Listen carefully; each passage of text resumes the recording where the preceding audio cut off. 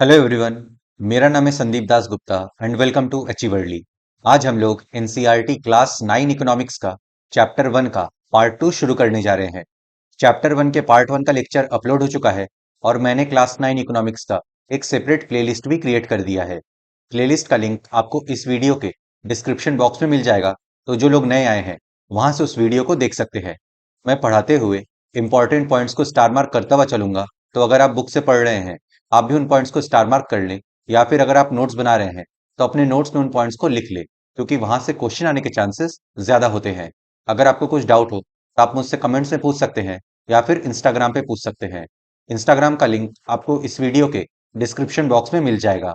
NCERT के books को आप एनसीईआरटी की वेबसाइट से फ्री में डाउनलोड कर सकते हैं, तो वहां से आप इस बुक को डाउनलोड कर लें और आज का लेक्चर देखने के बाद एक बार इस चैप्टर को पढ़ लें, जिससे कि आपको और अच्छे से समझ में आ जाएगा। तो चलिए अब आज का लेक्चर शुरू करते हैं। Chapter 1, the story of village Palampur.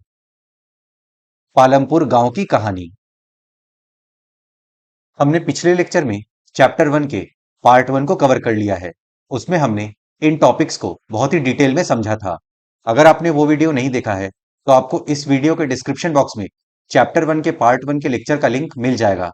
आप पहले उसे देख लें, फिर आज के लेक्चर के साथ कंटिन्यू करें, जिससे कि आपको और अच्छे से समझ में आएगा। आज हम लोग चैप्टर 1 के पार्ट 2 को कवर करेंगे। इसमें हम लोग इन टॉपिक्स को एक एक करके डिटेल में समझेंगे। तो चलिए अब आज का लेक्चर शुरू करते हैं। Farming in Palampur. पालमपुर में खेती। First, land is fixed. भूमि स्थिर है। Farming is the main production activity in Palampur. 75% of the people who are working are dependent on farming for their livelihood. They could be farmers or farm laborers. The well-being of these people is closely related to production on the farms. Palampur में main production activity farming है। काम करने वाले 75% लोग अपनी आजीविका के लिए फार्मिंग पे डिपेंडेंट है। जो लोग फार्मिंग पे डिपेंडेंट हैं वे या तो किसान हो सकते हैं या फिर खेतीहर मजदूर हो सकते हैं। फार्मर्स और फार्म लेबरर्स में क्या फर्क है? देखिए, फार्मर्स के पास अपनी खुद की जमीन होगी, चाहे छोटी ही क्यों ना हो, बट फार्म लेबरर्स के पास अपनी खुद की जमीन नहीं होती। वे दूसरों के खेतों में काम करते हैं, थोड़ी बहुत दिहाड़ी पे। खेत पे काम करने वाले लोगों का जीवन, उनका हित प्रोडक्शन यानी उत्पादन से जुड़ा हुआ है। अगर प्रोडक्शन हुआ तो उनकी हालत अच्छी होगी, और अगर किसी साल प्रोडक्शन अच्छा नहीं हुआ तो उनको प्रॉब्लम्स आएंगी। पालमपुर में खेती उत्पादन की प्रमुख क्रिया है। काम करने वालों में 75% लोग अपनी जीविका के लिए खेती पर निर्भर हैं। वे किसान अथवा कृषि श्रमिक हो सकते हैं। इन लोगों का हित खेतों में उत्पादन से जुड़ा हुआ है। But remember that there is a basic constraint in raising farm production. Land area under cultivation is practically fixed. जो कृषि करते हैं उनका मेन मोटिव होता है फार्म प्रोडक्शन को बढ़ाना, और इसका एक तरीका है कि कृषि भूमि के एरिया को बढ़ाया जाए और उस पे भी खेती की जाए ताकि प्रोडक्शन बढ़े। बट फार्म प्रोडक्शन बढ़ाने में जो एक मेन कॉन्स्टेंट है वो ये है कि लैंड एरिया फिक्स्ड है। मतलब लैंड एरिया को नहीं बढ़ाया जा सकता, क्योंकि इतना लैंड अवेलेबल ही नहीं है। लेकिन याद रखिए, कृषि उत्पादन में एक मूलभूत कठिनाई है। खेती में प्रयुक्त भूमि क्षेत्र वस्तुतः स्थिर होता है। Since 1916 Palampur, there has been no expansion in land area under cultivation. By then, some of the wastelands in the village had been converted to cultivable land. There exists no further scope to increase farm production by bringing new land under cultivation. Palampur में 1960 से land area under cultivation यानी कृषि के लिए भूमि का कोई expansion नहीं हुआ है। कुछ वेस्टलैंड यानी बंजर भूमि थी जिसे कृषि योग्य भूमि में बदल दिया गया। अब और लैंड कल्टीवेशन के अंडर नहीं लाया जा सकता, क्योंकि अब ऐसी भूमि बची ही नहीं है। पालमपुर में वर्ष 1960 से आज तक जुताई के अंतर्गत भूमि क्षेत्र में कोई विस्तार नहीं हुआ है। उस समय तक गांव की कुछ बंजर भूमि को कृषि योग्य भूमि में बदल दिया गया था। नई भूमि को खेती योग्य बनाकर कृषि उत्पादन को और बढ़ाने की कोई गुंजाइश नहीं है। इस टेबल में cultivated area over the years को दिखाया गया है। इसमें कल्टीवेटेड एरिया को मिलियन हेक्टेयर्स में दिखाया गया है। देखिए 1950-51 में 129 मिलियन हेक्टेयर्स कल्टीवेटेड एरिया था। फिर 1990-91 में ये बढ़कर 157 मिलियन हेक्टेयर्स एरिया हो गया। फिर 2000-2001 से लेकर 2014-15 तक इस एरिया में ज्यादा कुछ चेंजेस नहीं आया है, क्योंकि इतना लैंड अवेलेबल ही नहीं है कि उसे कल्टीवेबल एरिया में ट्रांसफॉर्म किया जाए। लोगों को बसाना है, इंडस्ट्री सेटअप करनी है, जंगल काट नहीं सकते, माइनिंग भी करनी होती है, तो इसमें बहुत सारे फैक्टर्स काम करते हैं। The standard unit of measuring land is hectare. Though in the villages, you may find land area being discussed in local units such as bigha, guntha, etc. Land की जो स्टैंडर्ड मेजरिंग यूनिट होती है वो है hectare. आप notice किए होंगे कि गांव में लैंड एरिया को लोकल यूनिट्स में मेजर किया जाता है, जैसे बीघा, गुंठा, एक्सेट्रा। भूमि मापने की मानक इकाई हेक्टेयर है। यद्यपि गांव में भूमि का माप बीघा, गुंठा आदि जैसी क्षेत्रीय इकाइयों में भी किया जाता है। 1 hectare equals the area of square with one side measuring 100 metres. 1 hectare 100 metre की भुजा वाले वर्ग के क्षेत्रफल के बराबर होता है। देखिए, अगर एक स्क्वायर है, उसका एक साइड 100 मीटर है, तो इसका एरिया होगा 10,000 मीटर स्क्वायर। तो 1 हेक्टेयर बराबर 10,000 मीटर स्क्वायर होता है। Second, is there a way one can grow more from the same land? क्या उसी भूमि से अधिक पैदावार करने का कोई तरीका है? In the kind of crops grown and facilities available, Palampur would resemble a village of the western part of the state of Uttar Pradesh. Palampur में जिस तरह की फसलें उगती हैं और वहां जैसी फैसिलिटीज अवेलेबल हैं, उससे लगता है कि पालमपुर वेस्टर्न उत्तर प्रदेश का कोई गांव है। यहाँ जिस प्रकार की फसल पैदा की जाती है और जैसी सुविधाएं उपलब्ध हैं, उन्हें देखते हुए पालमपुर उत्तर प्रदेश के पश्चिमी भाग के गांव की तरह लगता है। All land is cultivated in Palampur, no land is left idle. Palampur में जितनी जमीन अवेलेबल है, उन सब पर खेती की जाती है, कोई जमीन छोड़ी नहीं जाती। पालमपुर में समस्त भूमि पर खेती की जाती है, कोई भूमि बेकार नहीं छोड़ी जाती। During the rainy season, kharif, farmers grow jowar and bajra. These plants are used as cattle feed. Rainy season के दौरान, खरीफ की खेती के दौरान ज्वार और बाजरा उगाया जाता है। इन प्लांट्स को कैटल फीड यानी पशुओं के चारे की तरह रखा जाता है। बरसात के मौसम, खरीफ में किसान ज्वार और बाजरा उगाते हैं। इन पौधों को पशुओं के चारे के लिए प्रयोग में लाया जाता है। It is followed by cultivation of potato between October and December. अक्टूबर और दिसंबर के बीच आलू की खेती होती है।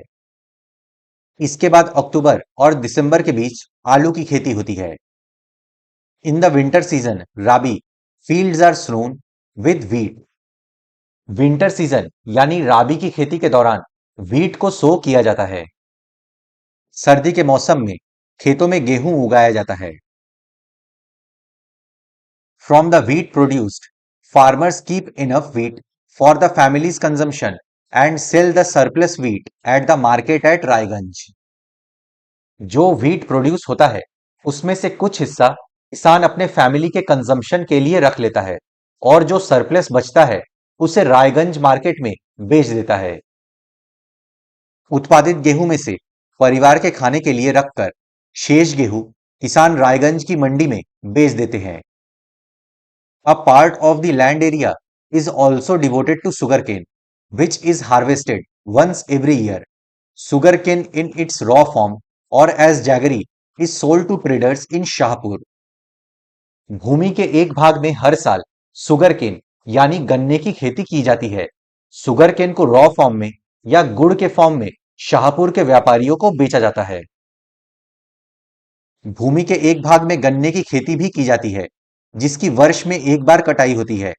गन्ना अपने कच्चे रूप में या गुड़ के रूप में शाहपुर के व्यापारियों को बेचा जाता है। The main reason why farmers are able to grow three different crops in a year in Palampur is due to the well-developed system of irrigation. Palampur में किसान एक साल में तीन डिफरेंट तरह के जो क्रॉप्स ग्रो कर पा रहे हैं, वो वहां के वेल डेवलप्ड इरिगेशन सिस्टम के वजह से है। पालमपुर में एक वर्ष में किसान तीन अलग अलग फसलें इसलिए पैदा कर पाते हैं क्योंकि वहां सिंचाई की सुविकसित व्यवस्था है।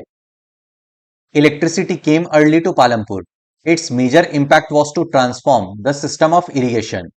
Persian wheels were till then used by farmers to draw water from the wells and irrigate small fields. Palampur में इलेक्ट्रिसिटी है, ये हमने पिछले लेक्चर में ही डिस्कस किया था। इलेक्ट्रिसिटी ने इरिगेशन सिस्टम को बदल कर रख दिया। जब तक बिजली नहीं आई थी पालमपुर में, तब तक किसान कुएं से पानी निकालने के लिए पर्शियन व्हील का इस्तेमाल करते थे और खेतों की सिंचाई करते थे।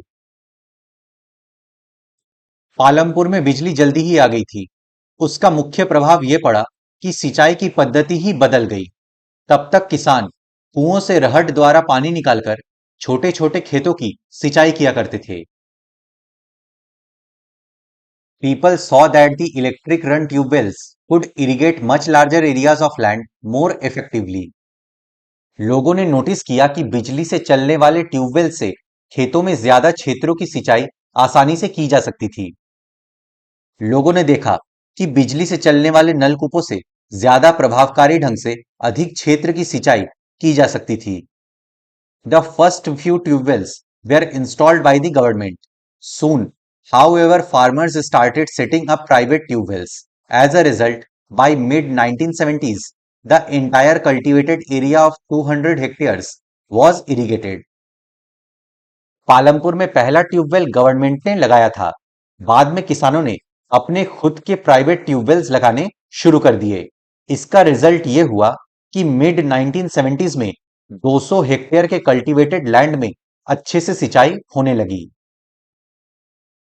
प्रारंभ में कुछ नलकूप सरकार द्वारा लगाए गए थे, पर जल्दी ही किसानों ने अपने निजी नलकूप लगाने प्रारंभ कर दिए। परिणाम स्वरूप 1970 के दशक के मध्य तक 200 हेक्टेयर के पूरे जुते हुए क्षेत्र की सिंचाई होने लगी। Not all villages in India have such high levels of irrigation. Apart from the riverine plains, coastal regions in our country are well irrigated. Bharat के सभी गांव में इतना हाई लेवल इरिगेशन सिस्टम नहीं है। रिवरिन प्लेन्स में नदी के पानी से सिंचाई हो जाती है, ग्राउंड वाटर से सिंचाई हो जाती है। रिवरिन प्लेन्स के अलावा कोस्टल रीजन्स में इरिगेशन अच्छे से होती है क्योंकि वहां बारिश अच्छी खासी होती है। भारत में सभी गांव में ऐसी उच्च स्तर की सिंचाई व्यवस्था नहीं है। नदीय मैदानों के अतिरिक्त हमारे देश में तटीय क्षेत्रों में अच्छी सिंचाई होती है।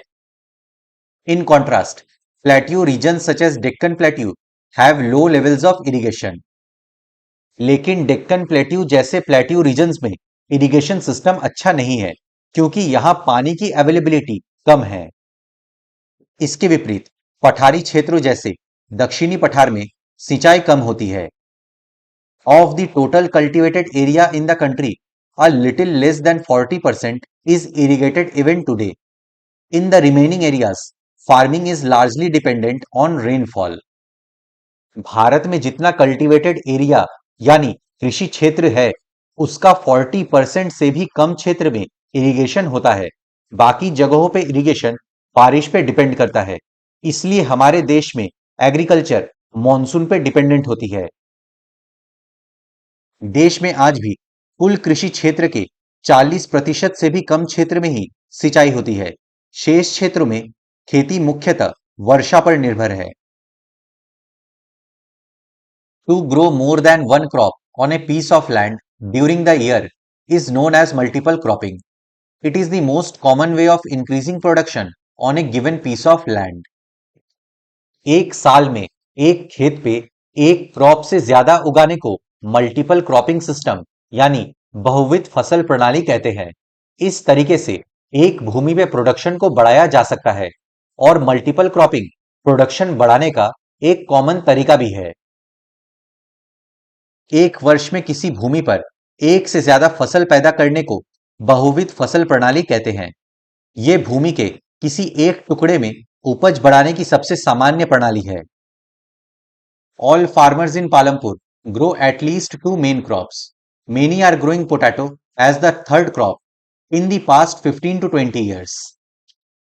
पालमपुर में सभी किसान दो मेन क्रॉप्स यानी राबी क्रॉप्स और खरीफ क्रॉप्स उगाते हैं। बहुत सारे किसान लास्ट 15 टू 20 ईयर्स से आलू को एज थर्ड क्रॉप भी उगाते हैं। पालमपुर में सभी किसान कम से कम दो मुख्य फसलें पैदा करते हैं। कई किसान पिछले 15-20 वर्षों से तीसरी फसल के रूप में आलू पैदा कर रहे हैं। You have seen that one way of increasing production from the same land is by multiple cropping. The other way is to use modern farming methods for higher yield. हमने अभी समझा कि सेम लैंड पे production बढ़ाने के लिए multiple cropping technique use किया जाता है। दूसरा तरीका प्रोडक्शन को बढ़ाने का, यील्ड बढ़ाने का है कि मॉडर्न फार्मिंग मेथड्स का यूज किया जाए। आपने देखा कि एक ही जमीन के टुकड़े से उत्पादन बढ़ाने का एक तरीका बहुविध फसल प्रणाली है। दूसरा तरीका अधिक उपज के लिए खेती में आधुनिक कृषि विधियों का प्रयोग करना है। Yield is measured as crop produced on a given piece of land during a single season. एक सिंगल सीजन में एक गिवन पीस ऑफ लैंड पे यानी भूमि के किसी टुकड़े पे कितना क्रॉप प्रोड्यूस हो रहा है उसे यील्ड कहा जाता है। उपज को भूमि के किसी टुकड़े में एक ही मौसम में पैदा की गई फसल के रूप में मापा जाता है। Till the mid 1960s, the seeds used in cultivation were traditional ones with relatively low yields. Mid 1960s तक खेती में ट्रेडिशनल सीड्स का यूज किया जाता था जिनकी यील्ड यानी उपज कम होती थी। 1960 के दशक के मध्य तक खेती में पारंपरिक बीजों का प्रयोग किया जाता था जिनकी उपज अपेक्षाकृत कम थी। Traditional seeds needed less irrigation. Farmers used cow dung and other natural manure as fertilizers. All these were readily available with the farmers who did not have to buy them. Traditional seeds को कम irrigation की जरूरत थी। किसान fertilisers के रूप में cow dung या natural manure का इस्तेमाल करते थे। किसानों के पास ये सब चीजें अवेलेबल रहती थी, उन्हें ये सब चीजें खरीदने नहीं पड़ती थी। परंपरागत बीजों को कम सिंचाई की आवश्यकता होती थी। किसान उर्वरकों के रूप में गाय के गोबर या दूसरी प्राकृतिक खाद का प्रयोग करते थे। ये सब किसानों के पास तत्काल ही उपलब्ध थे, उन्हें इनको खरीदना नहीं पड़ता था। The green revolution in the late 1960s introduced the Indian farmer to cultivation of wheat and rice using high yielding varieties of seeds. Late 1960s में ग्रीन रिवॉल्यूशन ने भारतीय किसानों को हाई यील्डिंग वैरायटी वाले सीड्स के द्वारा wheat और rice की खेती करने के तरीके सिखाए। 1960 के दशक के अंत में हरित क्रांति ने भारतीय किसानों को अधिक उपज वाले बीजों के द्वारा गेहूं और चावल की खेती करने के तरीके सिखाए। Compared to the traditional seeds, the high yielding variety seeds promise to produce much greater amounts of grain on a single plant. Traditional seeds की तुलना में हाई यील्डिंग वैरायटी वाले सीड से एक सिंगल प्लांट से ज्यादा मात्रा में अनाज पैदा होने की आशा थी। परंपरागत बीजों की तुलना में हाई यील्डिंग वैरायटी बीजों से एक ही पौधे से ज्यादा मात्रा में अनाज पैदा होने की आशा थी। As a result, the same piece of land would now produce far larger quantities of food grains than was possible earlier. इसके वजह से अब उसी सेम पीस ऑफ लैंड पे हाई यील्डिंग वैरायटी वाले सीड्स के कारण अनाज की पैदावार ज्यादा हो गई, जो पहले के ट्रेडिशनल सीड्स की तुलना में ज्यादा है। इसके परिणाम स्वरूप जमीन के उसी टुकड़े में पहले की अपेक्षा कहीं अधिक अनाज की मात्रा पैदा होने लगी। HYV seeds, however, needed plenty of water and also chemical fertilizers and pesticides to produce best results. लेकिन हाई यील्डिंग वैरायटी वाले सीड से अगर बेस्ट रिजल्ट पाना है तो उसके लिए केमिकल फर्टिलाइजर्स और पेस्टिसाइड्स का इस्तेमाल करना पड़ेगा और ज्यादा मात्रा में पानी की जरूरत होगी सिंचाई के लिए। यद्यपि अति उपज प्रजातियों वाले बीजों से अधिकतम उपज पाने के लिए बहुत ज्यादा पानी तथा रासायनिक खाद और कीटनाशकों की जरूरत थी। Higher yields were possible only from a combination of HYV seeds, irrigation, chemical fertilizers, pesticides, etc. Higher yield तभी पॉसिबल है जब हाई यील्डिंग वैरायटी वाले seeds, irrigation, chemical fertilisers, pesticides etcetera को कॉम्बिनेशन में यूज किया जाए। अधिक उपज केवल अति उपज प्रजातियों वाले बीजों, सिंचाई, रासायनिक उर्वरकों और कीटनाशकों आदि के संयोजन से ही संभव थी। Farmers of Punjab, Haryana and western Uttar Pradesh were the first to try out the modern farming method in India. Bharat में पंजाब, हरियाणा और वेस्टर्न उत्तर प्रदेश के किसानों ने मॉडर्न फार्मिंग मेथड्स का सबसे पहले इस्तेमाल किया था। भारत में पंजाब, हरियाणा और पश्चिमी उत्तर प्रदेश के किसानों ने खेती के आधुनिक तरीकों का सबसे पहले प्रयोग किया। The farmers in these regions set up tube wells for irrigation and made use of high yielding variety seeds, chemical fertilizers and pesticides in farming. इन क्षेत्रों के किसानों ने इरिगेशन पर्पस के लिए ट्यूबवेल सेटअप किए, हाई यील्डिंग वैरायटी सीड्स का इस्तेमाल किया, केमिकल फर्टिलाइजर्स और पेस्टिसाइड्स का इस्तेमाल किया। इन क्षेत्रों में किसानों ने खेती में सिंचाई के लिए नलकूप और हाई यील्डिंग वैरायटी बीजों, रासायनिक उर्वरकों तथा कीटनाशकों का प्रयोग किया। Some of them bought farm machinery like tractors and threshers, which made plowing and harvesting faster. They were rewarded with high yields of wheat. कुछ किसानों ने ट्रैक्टर्स, थ्रेशर्स जैसे मशीनरी खरीदे ताकि प्लोइंग और हार्वेस्टिंग का काम आसानी से हो सके। इन सब का रिजल्ट उन्हें मिला और उन्हें गेहूं की ज्यादा पैदावार प्राप्त हुई। उनमें से कुछ ने ट्रैक्टर और फसल गहाने के लिए मशीनें खरीदी, जिसने जुताई और कटाई के काम को तेज कर दिया। उन्हें इनसे गेहूं की ज्यादा पैदावार प्राप्त हुई। In Palampur, the yield of wheat grown from traditional varieties was 1300 kg per hectare. With high yielding variety seeds, the yield went up to 3200 kg per hectare. Palampur में ट्रेडिशनल वैरायटी ऑफ सीड से गेहूं की उपज 1300 केजी पर हेक्टेयर थी। वहीं high yielding variety seed से गेहूं की उपज बढ़कर 3200 केजी पर हेक्टेयर पहुंच गई। पालमपुर में परंपरागत बीजों से गेहूं की उपज 1300 किलोग्राम प्रति हेक्टेयर थी। हाई यील्डिंग वैरायटी बीजों से उपज 3200 किलोग्राम प्रति हेक्टेयर तक पहुंच गई। There was a large increase in the production of wheat. Farmers now had greater amounts of surplus wheat to sell in the markets. Wheat का प्रोडक्शन बहुत ज्यादा बढ़ गया। इससे किसानों के पास ज्यादा सरप्लस अमाउंट में भी बचता था, जिसे वे मार्केट में बेच पाते थे। गेहूं के उत्पादन में बहुत अधिक वृद्धि हुई। किसानों के पास बाजार में बेचने को अब अधिशेष गेहूं की काफी मात्रा उपलब्ध थी। इस टेबल में पल्स और व्हीट यानी दाल और गेहूं का प्रोडक्शन दिखाया गया है। आप देख सकते हैं 1965-66 में ट्रेडिशनल सीड्स का इस्तेमाल होता था, तो उस वक्त दोनों का प्रोडक्शन बराबर था। फिर 1970-71 से व्हीट के लिए हाई यील्डिंग वैरायटी सीड्स का इस्तेमाल होने लगा, तो आप देख सकते हैं कि प्रोडक्शन बढ़ गया। फिर आगे आने वाले सालों में आप देख सकते हैं दाल की तुलना में व्हीट का प्रोडक्शन कई गुना बढ़ गया है।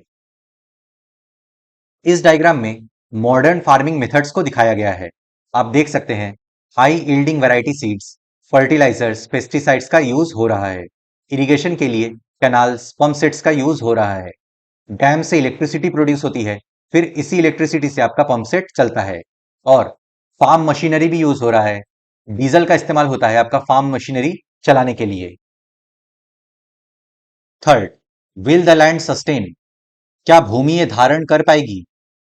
Land being a natural resource, it is necessary to be careful in its use.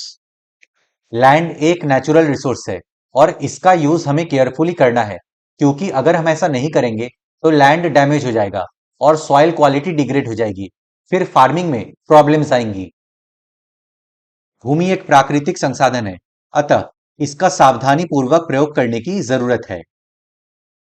Scientific reports indicate that the modern farming methods have overused the natural resource base. Scientific report से हमें पता चलता है कि मॉडर्न फार्मिंग मेथड्स के कारण natural resource का overuse हुआ है। वैज्ञानिक रिपोर्टों से संकेत मिलता है कि खेती की आधुनिक कृषि विधियों ने प्राकृतिक संसाधन आधार का अति उपयोग किया है। In many areas, green revolution is associated with the loss of soil fertility due to increased use of chemical fertilizers. बहुत सारे क्षेत्रों में ग्रीन रिवॉल्यूशन आने के बाद केमिकल फर्टिलाइजर्स के यूज के कारण सॉइल की फर्टिलिटी कम हो गई है। अनेक क्षेत्रों में हरित क्रांति के कारण उर्वरकों के अधिक प्रयोग से मिट्टी की उर्वरता कम हो गई है। Also, continuous use of groundwater for tubewell irrigation has led to the depletion of the water table. Tubewell irrigation में ग्राउंड वाटर का इस्तेमाल होता है और इसका इतना ओवर यूज हुआ है कि ग्राउंड वाटर टेबल डिप्लीट होने लगा है। इसके अतिरिक्त नलकूपों से सिंचाई के कारण भूमि जल के सतत प्रयोग से भौम जल स्तर कम हो गया है। Environmental resources like soil fertility and groundwater are built up over years. देखिए, जो एनवायरमेंटल रिसोर्सेज हैं जैसे सॉइल फर्टिलिटी, ग्राउंड वाटर, ये बनने में बहुत साल लगते हैं। मिट्टी की उर्वरता और भौम जल जैसे पर्यावरणीय संसाधन कई वर्षों में बनते हैं। Once destroyed, it is very difficult to restore them. We must take care of the environment to ensure future development of agriculture. अगर हमने अनसस्टेनेबल एग्रीकल्चर के कारण, केमिकल फर्टिलाइजर्स, पेस्टिसाइड्स के यूज के कारण, ट्यूबवेल इरिगेशन के कारण अपने नेचुरल रिसोर्सेज को डिग्रेड किया, तो फिर इन्हें रिस्टोर करना काफी मुश्किल हो जाएगा। हमें अपने एनवायरनमेंट का ध्यान रखना चाहिए ताकि फ्यूचर में भी कृषि अच्छे से की जा सके, हमारे फ्यूचर जनरेशन को कोई प्रॉब्लम ना आए। एक बार नष्ट होने के बाद उन्हें पुनर्जीवित करना बहुत कठिन है। कृषि का भावी विकास सुनिश्चित करने के लिए हमें पर्यावरण की देखभाल करनी चाहिए। Chemical fertilisers provide minerals which dissolve in water and are immediately available to plants. Chemical fertilisers में ऐसे मिनरल्स होते हैं जो पानी में घुल जाते हैं और पौधों को तुरंत अवेलेबल हो जाते हैं। रासायनिक उर्वरक ऐसे खनिज देते हैं जो पानी में घुल जाते हैं और पौधों को तुरंत उपलब्ध हो जाते हैं। But these may not be retained in the soil for long. They may escape from the soil and pollute groundwater, rivers and lakes. लेकिन ये मिनरल्स मिट्टी में लंबे समय तक नहीं रह पाते। ये मिट्टी से निकलकर ग्राउंड वाटर, रिवर और लेक्स में मिल जाते हैं और इनको पल्यूट कर देते हैं। लेकिन मिट्टी इन्हें लंबे समय तक धारण नहीं कर सकती। वे मिट्टी से निकलकर भौमजल, नदियों और तालाबों को प्रदूषित करते हैं। Chemical fertilizers can also kill bacteria and other microorganisms in the soil. This means sometime after their use, the soil will be less fertile than ever before. Chemical fertilizers soil में मौजूद बैक्टीरिया और micro organisms को नष्ट कर देते हैं। देखिए, जो खराब बैक्टीरिया होते हैं उसको तो ये नष्ट करते ही हैं, साथ में जो अच्छे बैक्टीरिया और माइक्रो ऑर्गेनिजम्स होते हैं उनको भी नष्ट कर देते हैं। इससे सॉइल की फर्टिलिटी भी धीरे धीरे कम होने लगती है और पहले की तुलना में काफी कम हो जाती है। रासायनिक उर्वरक मिट्टी में उपस्थित जीवाणुओं और सूक्ष्म अवयवों को नष्ट कर सकते हैं। इसका अर्थ है कि उनके प्रयोग के कुछ समय पश्चात मिट्टी पहले की तुलना में कम उपजाऊ रह जाएगी। The consumption of chemical fertilisers in Punjab is the highest in the country. The continuous use of chemical fertilisers has led to degradation of soil health. Chemical fertilisers का यूज भारत में सबसे ज्यादा पंजाब में होता है। केमिकल फर्टिलाइजर्स के कंटिन्यूअस यूज से soil की हेल्थ डिग्रेड हो जाती है। देश में रासायनिक खाद का सबसे अधिक प्रयोग पंजाब में है। रासायनिक खाद के निरंतर प्रयोग ने मिट्टी की गुणवत्ता को कम कर दिया है। Punjab farmers are now forced to use more and more chemical fertilizers and other inputs to achieve the same production level. This means cost of cultivation is rising very fast. Punjab farmers ने chemical fertilisers का use किया जिससे production तो बढ़ी but soil degrade हो गया। अब degraded soil में पहले की तरह प्रोडक्शन पाने के लिए और केमिकल फर्टिलाइजर्स का यूज करना पड़ रहा है और दूसरी चीजों का भी यूज करना पड़ रहा है। इस वजह से खेती की लागत तेजी से बढ़ रही है। पंजाब में किसानों को पहले का उत्पादन स्तर पाने के लिए अब अधिक से अधिक रासायनिक उर्वरकों और अन्य आगतों का प्रयोग करना पड़ता है। इसका मतलब है कि वहां खेती की लागत बहुत तेजी से बढ़ रही है। तो फ्रेंड्स, इसी के साथ हम लोग का आज का लेक्चर समाप्त होता है। अब नेक्स्ट लेक्चर में हम लोग चैप्टर 1 के पार्ट 3 को शुरू करेंगे। मैं आशा करता हूं कि आपको सब कुछ समझ में आ गया होगा। अगर आपको फिर भी कुछ डाउट है तो आप मुझसे कमेंट्स में पूछ सकते हैं या फिर इंस्टाग्राम पे पूछ सकते हैं। अपने फ्रेंड्स के साथ इस वीडियो को शेयर करें। वीडियो पसंद आए तो लाइक करें, चैनल को सब्सक्राइब करें। मैं मिलता हूं आपसे नेक्स्ट लेक्चर में। Good day to everyone. जय हिंद।